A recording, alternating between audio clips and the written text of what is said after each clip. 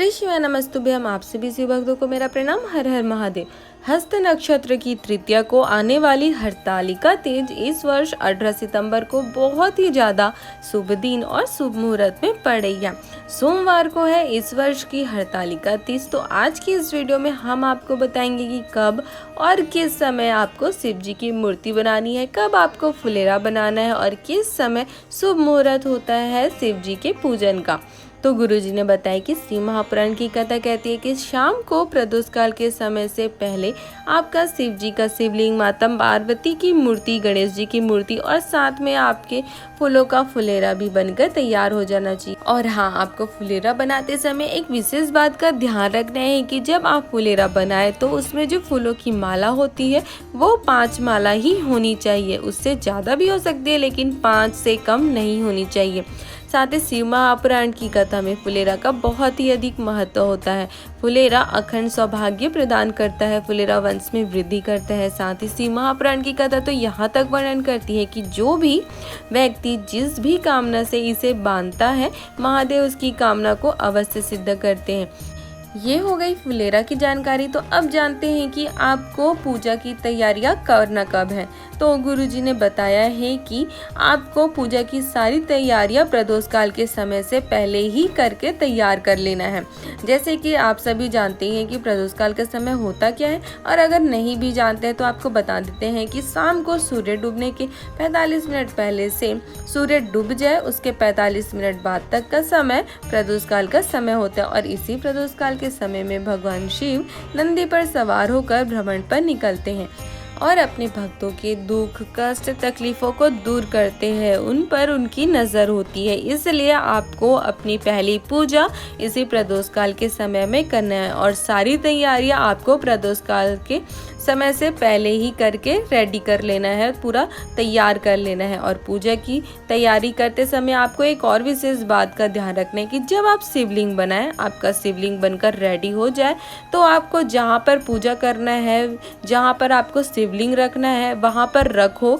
उससे पहले आप जो फुलेरा बनाए हो उसको बांध ले। फिर उस फुलेरा के नीचे पे आपको शिव जी का शिवलिंग रखना है। बहुत से लोग ऐसे होते हैं कि इसको उल्टा करते हैं, पहले शिवलिंग रखते फिर उसके ऊपर फुलेरा बांधते। तो ऐसा बिल्कुल भी नहीं करना है। सबसे पहले आपको फुलेरा बांधना है पूजा वाले जगह पे, जहाँ पे भी आपको पूजा करना है। उसके बाद उस फुलेरा के नीचे पे अपने शिव जी के शिवलिंग को ले जाकर आपको रखना है और पूरी तैयारियाँ, पूरा श्रृंगार और पूरा आपको सजावट करना है।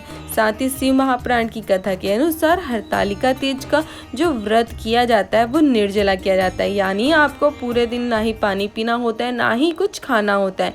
लेकिन गुरुजी ने बताया कि जो व्रत नहीं कर पाते, जिनके शरीर में कोई कष्ट होता है, जो निर्जला व्रत नहीं रख पाते या किसी भी दूसरे कारण से व्रत रखने में असमर्थ होते हैं, तो गुरुजी ने कहा कि जो निर्जला व्रत नहीं कर पाते वो फल या चाय पीकर भी यह व्रत कर सकते, लेकिन उनको व्रत करना ही चाहिए।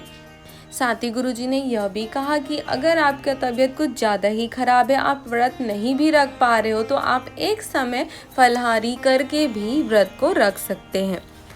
तो ये थी हरतालिका तीज के पूजा की तैयारी, आपको कैसे तैयारियां करनी है और किस समय पर पूजा करना है। अब हम आपको आगे बताते हैं कि अगर कोई नारी या स्त्री कन्या कोई भी अगर ये व्रत रखना चाहते हैं और बहुत ही ज़्यादा दिक्कत हो और वो ये व्रत नहीं रख पा रहे, शरीर में कोई कष्ट आ गए हो या अशुद्ध हो गए हो या किसी अन्य कारण से कोई कन्या या नारी हरतालिका तीज का व्रत नहीं कर पा रही है, तो उनके लिए शिव महापुराण की कथा व्रत का फल प्राप्त करने के लिए एक उपाय का वर्णन करती है। इस उपाय को करने से आपको हरतालिका तीज के व्रत का, नियम का, पूजा का, सब का फल प्राप्त हो जाता है। तो शिव महापुराण की कथा कहती है कि कोई कन्या या माता व्रत नहीं कर रही है तो अगर वो जहाँ दूसरी माताएं हरतालिका तीज का पूजा कर रही हो, जहाँ पर फुलेरा बंधा हुआ है, वहाँ पर जाकर अगर फुलेरा का दर्शन करके किसी भी 5 पेड़ की 5 पत्तियाँ या 5 फूल अपनी कामना कहकर शिव जी को समर्पित कर देती है, तो उन्हें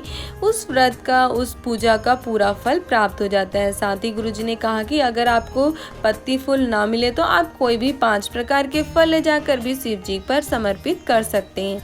शिव महापुराण की कथा कहती है कि अगर आप इतना भी कर देते हो तो भी आपको मेरे महादेव अखंड सौभाग्य का वर प्रदान कर देते हैं। वो नारी अपने जीवित रहते तक कभी भी विधवा नहीं होती है। कोई कन्या जिस किसी भी कामना से महादेव पर ये 5 पुष्प या पत्तियां या फल समर्पित करती है तो महादेव उसे अवश्य प्रदान करते हैं, उसकी कामना को अवश्य पूरी करते हैं। इस हरतालिका तीज से जुड़ा एक और उपाय शिव महापुराण का उपाय गुरुजी ने बताया। गुरुजी ने कहा कि शिव महापुराण की कथा कहती है कि जिन बेटा बेटियों का विवाह नहीं हो रहा है, उनकी उम्र बहुत ज़्यादा हो गई है, 30 साल 35 साल के हो गए, लेकिन फिर भी उन्हें उनके हिसाब से रिश्ता नहीं मिल रहा है, देरी हो रही है, तो उसके लिए भी गुरुजी ने उपाय बताए हैं। गुरुजी ने कहा है कि हरतालिका तीज वाले दिन अगर आप ये उपाय करते हो तो आपको महादेव जैसा वर प्राप्त होता है। इसके लिए आपको ज़्यादा कुछ नहीं करना है, मात्र किसी भी 7 स्थानों पर जाकर जहाँ पर माता हरतालिका तीज का पूजन फुलेरा बांधकर कर रही हो, उन 7 स्थान पर जाकर आपको महादेव के फुलेरा का दर्शन करना है और शिव जी पर एक फूल पर हल्दी और कुमकुम लगाकर महादेव को समर्पित कर देना है और आपको महादेव से अपना निवेदन कहना है। गुरुजी ने बताया कि शिव महापुराण की कथा कहती है कि अगर आप हरतालिका तीज वाले दिन यह उपाय करते हो, महादेव पर एक फूल हल्दी कुमकुम लगाकर फुलेरा वाले महादेव पर चढ़ा देते हो, समर्पित कर देते हो, तो महादेव आपको महादेव जैसा वर प्रदान करते हैं। तो ये थी हरतालिका तीज की संपूर्ण जानकारी और साथ ही कुछ उपाय। अगर आपको ये जानकारी अच्छी लगी हो तो आप हमारे वीडियो को लाइक कर सकते हो और अपने परिवार वालों के साथ या अन्य शिव भक्तों के साथ इसे शेयर भी कर सकते हो, ताकि उन्हें भी हरतालिका तीज की ये जानकारी प्राप्त हो सके, ये उपाय जान सके वो, और अगर ये उपाय उनके लिए उपयोगी हो तो वो कर सके, उन्हें भी महादेव की कृपा प्राप्त हो सके, उनका आशीर्वाद प्राप्त हो सके। हर हर महादेव।